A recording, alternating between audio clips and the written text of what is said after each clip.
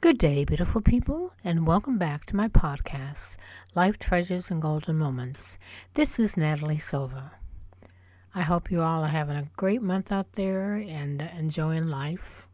And this month I would like to share some stories about love because the month of February has that beautiful special holiday called Valentine's Day in it.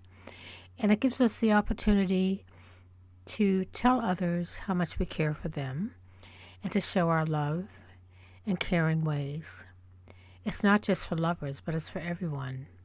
So please take the opportunity, if you haven't already, to reach out to someone and tell them that you care. It would make their day, and it makes the world a better place when we show that we care for people. So this month I want to share some stories with you about love.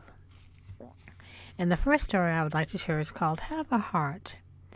It was authored by Thelma Gagnon from North Carolina.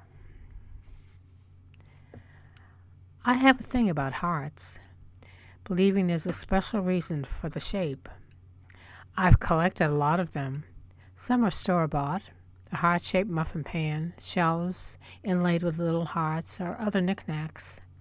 The ones I'm really crazy about, though, are the hearts people give me that they happen to stumble upon.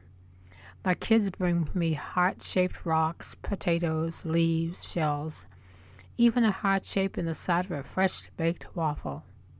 I couldn't keep that one, though. I had to eat it. My husband Richard gets in on our act, too. Once he shared a scrap of steel shaped like a heart that he found at his welding job. Every time I see hearts, I believe they're showing God's love to me. That's what I needed. A lot more of soon after we moved to North Carolina from Maryland with our two youngest children.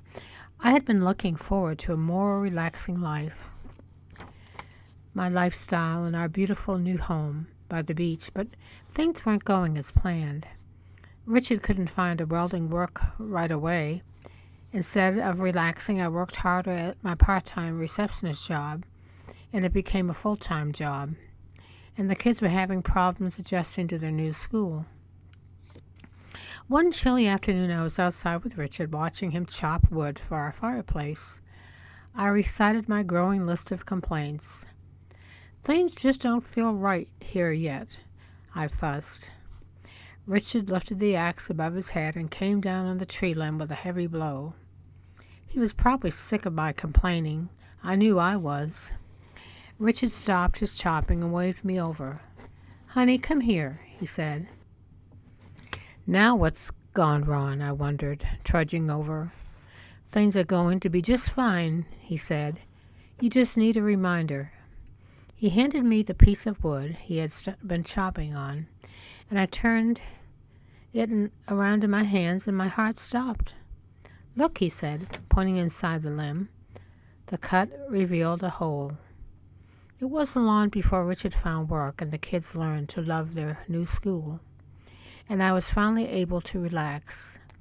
Whenever I think to complain now, I look at that slice of wood that Richard had saved for me. A reminder that God always cares. A heart-shaped hole he placed inside a tree branch. What a place to hide a love note. That was a sweet little story. Thank you, Thelma, for sharing that with us today. The next story I would love to share with you this afternoon is called The Quiet Miracle of Quilts, and it was authored by Darlene Thatcher. It's a story about reaching out in love. I grew up in the hollows of southern Appalachia, where we lived in a frame schoolhouse built in 1873 on a quarter-acre of land. My mother raised 4 children virtually by herself. My father worked in timber when he wasn't in jail or chasing women or making moonshine. He often deserted us, but during those hard times, Mama was a shining example. Most days she went into the garden to till the soil before daylight with a pickaxe, like a tool called a mattock. She had the biggest garden, the cleanest house, the prettiest flowers in the whole holler. And both of us loved singing with all our hearts during services in the tiny log pile church. That was the only social outlet we had. Mama loved to crochet, and even though she couldn't read a pattern, she could copy the most intricate ones, sometimes using a fine number 60 sewing machine thread she had reclaimed from the seams of old clothes. She embroidered pillowcases with rose insets and bartered them for groceries, and she got $10 for her quilts. I couldn't believe it when she traded a real nice one for my first chinchilla puppy. Even with our limited means, Mama always managed to do something special to cheer us kids up when one of us had a setback. I never heard her complain about her own hardships. Never, though. Then one day, when I was hanging around the house, not knowing what to do with myself, I watched Mama from the doorway, careful not to disturb her. She looked for all the world like a figure in a museum, in a painting sitting there in her chair by the window, bent slightly into the sunlight. Her crochet needle flew faster than I had imagined possible. Her fingers moved in a fluid dip and pull motion. I was mesmerized. Mama never made a bad stitch. When I saw her heave a sigh, I strained to see if she was all right. She was crying. I realized Mama always made us feel secure, even when Daddy wasn't around.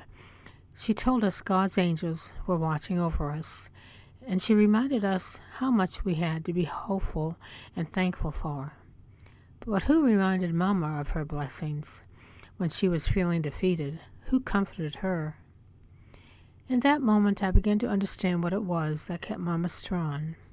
Her faith and her quilting were the interwoven constants of her life. This is where she works out her problems, I thought, alone with her prayers and her quilts.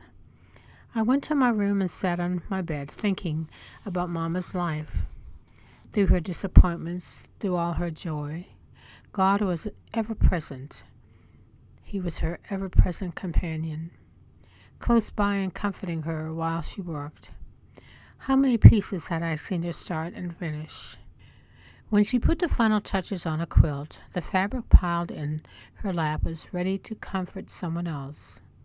I imagined all the folks she had touched and given solace through her needlework, and I was proud. That day I learned the true value of Mama's $10 quilts.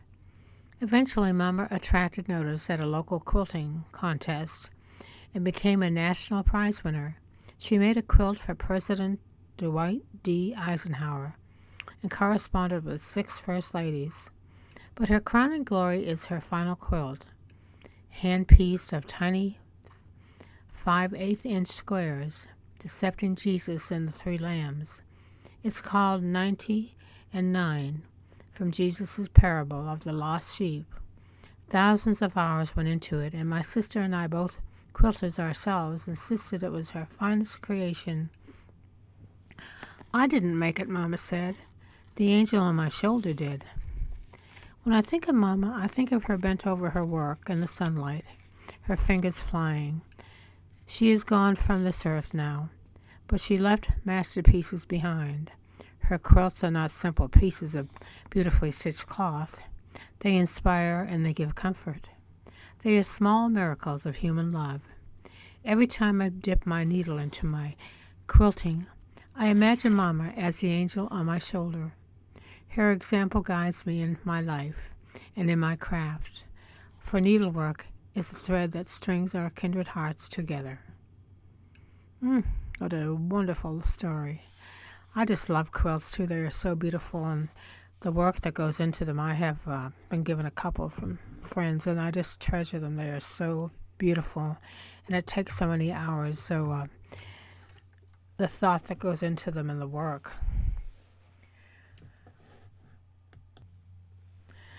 The final story that I'd like to share with you today, I think maybe you might have heard about before, and it's a true story about a little girl who lost her dad. This girl wrote her dad a letter to cope with his death, and she got a response. Desiree was only 4 when she lost her dad. She desperately wanted to talk to him one last time. Rhonda Gill froze as she heard her 4-year-old daughter, Desiree, sobbing quietly in the family room that morning in October of 1993. Rhonda tiptoed through the doorway. The tiny child was hugging a photograph of her father, who had died 9 months earlier. Rhonda, 24, watched as Desiree gently ran her fingers around her father's face. "Daddy," she said softly, "why won't you come back?" The petite brunette college student felt a surge of despair. It had been hard enough coping with the death of her husband, Ken Gill, but her daughter's grief was more than she could bear. Ken and Rhonda of Yuba City, California had met when Rhonda was 18, and they married after a whirlwind courtship. Their daughter Desiree was born on January 9, 1989. Ken was a gentleman whom everyone loved. His big passion was his daughter. "She's a real daddy's girl," Rhonda would often say as Ken's eyes twinkled with pride. Father and daughter went everywhere together, hiking, dune buggying, and fishing for bass and salmon on the Feather River. Instead of gradually adjusting to her father's death, Desiree refused to accept it. "Daddy will be home soon," she would tell her mother. "He's at work." When she played with her toy telephone, she pretended she was chatting with him. "I miss you, Daddy," she'd say. "When will you come back?" Immediately after Ken's death, Rhonda moved from her apartment in Yuba City to her mother's home in nearby Live Oak. 7 weeks after the funeral, Desiree was still inconsolable. "I just don't know what to do," Rhonda told her mother. Trish Moore, a 47-year-old medical assistant. As a last resort, Trish took Desiree to Ken's grave, hoping it would help her come to terms with his death. The child laid her head against his gravestone and said, "Maybe if I listen hard enough, I can hear Daddy talk to me."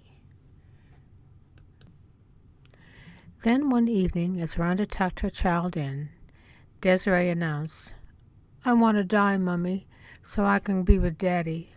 God help me," Rhonda prayed. "What more can I do?"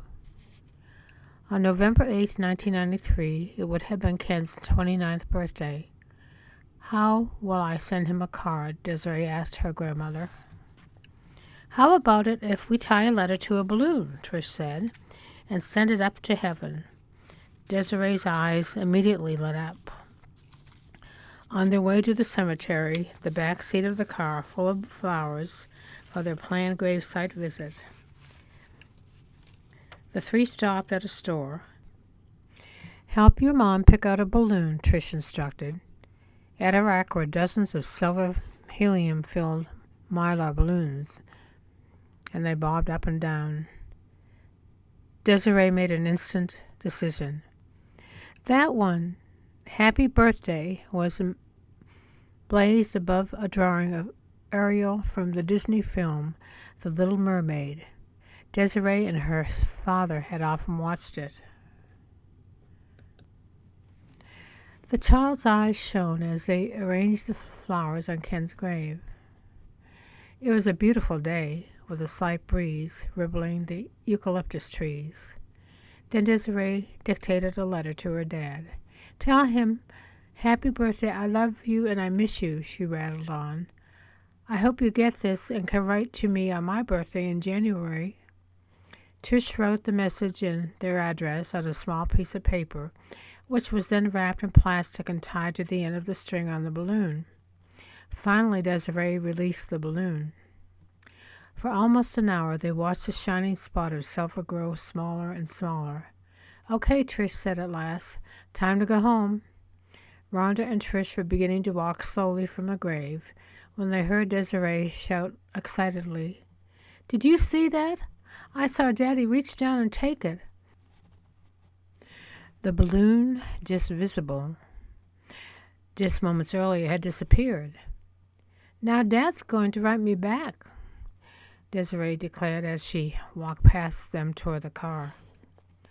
On a cold November morning on Prince Edward Island in the eastern part of Canada, a 32-year-old Wade McKinnon pulled on his waterproof duck hunting gear and jumped into his pickup. Wade, a forest ranger, lived with his wife and 3 children in Mermaid, a rural community a few miles east of Charlottetown. He drove to Mermaid Lake, 2 miles away, and hiked past dripping spruce and pine, and soon entered a cranberry bog. In the bushes on the shoreline, something fluttered and caught his eye. Curious, he approached to find a silver balloon snagged in the branches of a thigh bayberry bush. Printed on one side was a picture of a mermaid. When he untangled the string, he found a soggy piece of paper at the end of it, wrapped in plastic. At home, Wade carefully removed the wet note, allowing it to dry. When his wife, Donna McKinnon, came home later, he said, "Look at this," and showed her the balloon and note. Intrigued, she read, November 8, 1993. "Happy birthday, Daddy." It finished with a mailing address in Live Oak, California. "It's only November 12th, Wade exclaimed. "This balloon traveled 3,000 miles in 4 days. "And look," said Donna, "this is a little mermaid balloon, and it landed at Mermaid Lake." "We have to write to Desiree," Wade said. "Maybe we were chosen to help this little girl." But he could see that his wife didn't feel the same way. With tears in her eyes, Donna stepped away from the balloon. "Such a young girl having to deal with death. It's awful," she said. Wade placed the note in a drawer and tied the balloon, still buoyant, to the railing of the balcony in their living room. But the sight of the balloon made Donna uncomfortable. A few days later, she stuffed it in a closet. As the weeks went by, Donna found herself thinking more and more about the balloon. It had flown over the Rocky Mountains and the Great Lakes. Just a few more miles and it would have landed in the ocean, but instead it stopped there in Mermaid. "Our 3 children are so lucky," she thought. "They have 2 healthy parents." She imagined how their daughter, Haley, almost 2 years old, would feel if Wade were to die. The next morning, Donna said to Wade, "You're right. We have to try to help Desiree." In a Charlottetown bookstore, Donna bought an adaptation of The Little Mermaid. A few days later, just after Christmas, Wade brought home a birthday card that read, "For a dear daughter, loving birthday wishes." Donna sat down one morning to write a letter to Desiree, and when she finished, she tucked it into the birthday card, wrapped it up with the book, and mailed the gift on January 3rd, 1994. Desiree's 5th birthday came and went quietly with a small party on January 9th. Every day since they'd released the balloon, Desiree had asked Rhonda, "Do you think Daddy has my balloon yet?" After her party, she stopped asking. Late in the afternoon of January 19th, the McKinnons' package arrived. Busy cooking dinner, Trish looked at the unfamiliar return address and assumed it was a birthday gift for Desiree from someone in Ken's family. Rhonda and Desiree had moved back to Yuba City, so Trish decided to deliver it to Rhonda the next day. As Trish watched television that evening, a thought nagged at her. Why would someone send a parcel for Desiree to this address? She opened the package and found the card. "For a dear daughter." Her heart raced. "Dear God," she thought, and she reached for the telephone. It was after midnight, but she had to call Rhonda. When Trish's eyes red from weeping pulled into Rhonda's driveway the next morning at 6:45, her daughter and granddaughter were already up. Rhonda and Trish sat, Desiree between them, on the couch, and Trish said, "Desiree, this is for you," and handed her the parcel. "It's from your daddy." "I know," said Desiree, matter-of-factly. "Here, Grandma, read it to me." "Happy birthday from your daddy," Trish began. "I guess you must be wondering who we are. Well, it all started in November when my husband Wade went duck hunting. Guess what he found?" a mermaid balloon that you sent to your daddy. Trish paused. A tear began to trickle down Desiree's cheek. There are no stores in heaven, so your daddy wanted someone to do this shopping for him. I think he picked us because we live in a town called Mermaid. Trish continued reading. I know your daddy would want you to be happy and not sad. I know he loves you very much and will always be watching over you. Lots of love, the McKinnons. When Trish finished, she looked at Desiree. I knew Daddy would find a way not to forget me, the child said. Wiping the tears from her eyes, Trish began to read the Little Mermaid book that the McKinnons had sent. The story was different from the one Ken had so often read to the child. In that version, the mermaid lives happily ever after with a handsome prince. But in this one, she dies because a wicked witch has taken her tail. 3 angels carry her away. As Trish finished reading, she worried that the ending would upset her granddaughter. But Desiree put her hands on her cheeks with delight. She goes to heaven, she cried. That's why Daddy sent me this book, because the mermaid goes to heaven just like him. In mid-February, the McKinnons received a letter from Rhonda. On January 19th, my little girl's dream came true with your partial, when it arrived. During the next few weeks, the McKinnons and the Gills often telephoned. Then in March, Rhonda, Trish, and Desiree flew the 2,900 miles to Prince Edward Island to meet the McKinnons. As the two families walked through the forest to see the spot beside the lake where Wade had found the balloon, Rhonda and Desiree fell silent. It seemed as though Ken was there with them. In the months after, when Desiree wanted to talk about her dad, she called the McKinnons. A few minutes on the phone soothed her as nothing else could. People tell me what a coincidence that your mermaid balloon landed so far away at a place called Mermaid Lake, said Rhonda. But we know Ken picked the McKinnons as a way to send his love to Desiree. She understands now that her father is with her always. Oh my, that was some story. I heard about this story years ago, back in the 90s, but I'd forgotten about it, and I thought maybe you would enjoy listening to it today. I guess this story originally appeared in September 1985 issue of Reader's Digest. But that is something. To have the mermaid balloon wound up in Mermaid in Canada, this is a miracle, really. So there's always miracles going on out there, so you got to believe in them. I hope you enjoyed the stories today and that it picked up your spirits a little bit.